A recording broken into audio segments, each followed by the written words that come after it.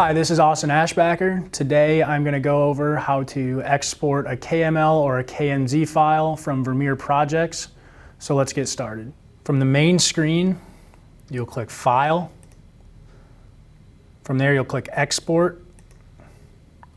From here you have the ability to select KML or KMZ file, whichever you prefer. Name the file, whatever is appropriate, and select OK. Your file has now shown up at the bottom of your screen.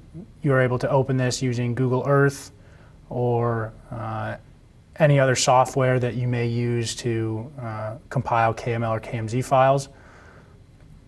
That is all for this video. We will see you in the next one.